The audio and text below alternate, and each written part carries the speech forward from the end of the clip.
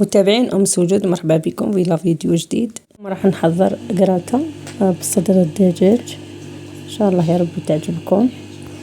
نروح نحضر مع بعض بشاميل، 2 مغارف فرينة ومغرف زبدة، نحمصوها على النار.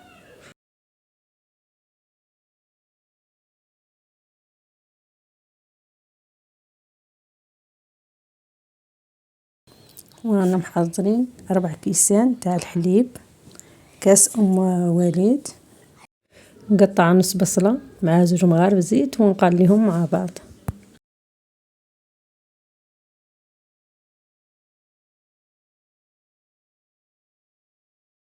بعد ما تحمصت نضيف لها حليب مغلي، 4 كيسان مغليين، ونخلط جيدا.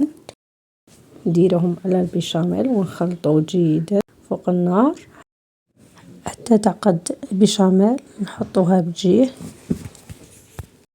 بعد ما قطعت نصف بصلة وقليتها في 2 مغارف زيت، نضيف نص صدر تاع الدجاج قطع مرصيات صغار، نقليهم جيدا مع البصل. نضيفوا التوابل، عندنا كركم، فلفل وكمون، نضيفوهم للخليط. ندير جامبو نقلع منها الربع، نضيفه للبيشاميل ونخلط.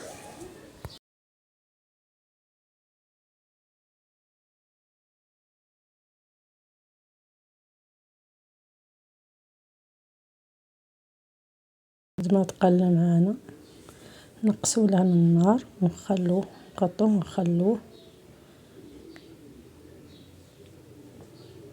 نزيدو الملح على حساب الرغبة، كسروج، طماطم نص حبة طماطم، حبة كبيرة قسمتها على 2، وخلوه يتقلى.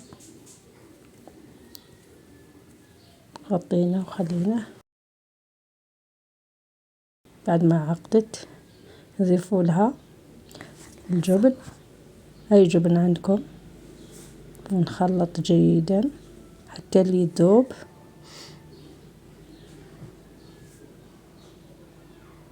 الخليط معنا هو دخلها الطياب، خلوه عاقد، ما فيش لاصوص بزاف.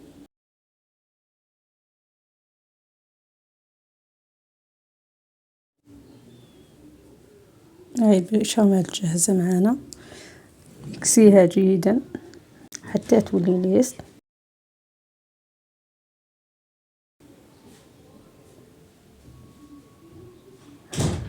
هي معنا بعد ما حضرناها. القوام هذا، ما تثقلوهاش، تكون خفيفة البيشاميل. والخليط معنا قليت 2 حبات بطاطا كبار، ندير الفرشة الأولى بطاطا وندير الخليط تاعنا نساويه مليح في البلاطو.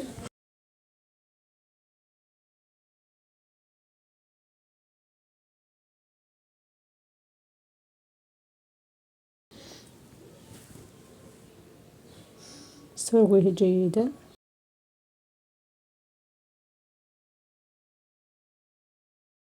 نجيب البيشاميل تاعنا،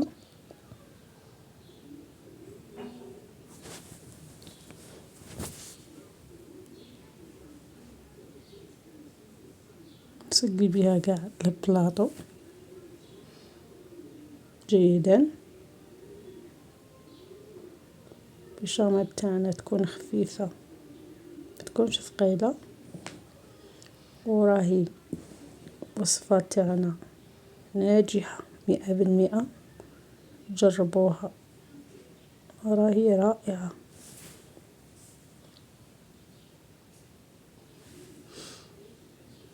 نزيد معنا الجبن، الوجه نديره له شوية تاع الجبن.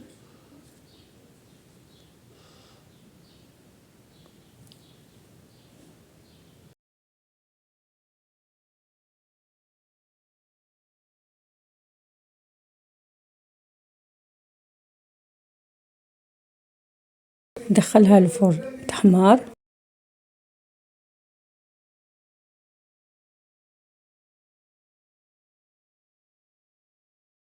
نشعل عليها من الفوق فقط. راكو شي طايب في طايب. ان شاء الله الوصفات تعجبكم، جربوها.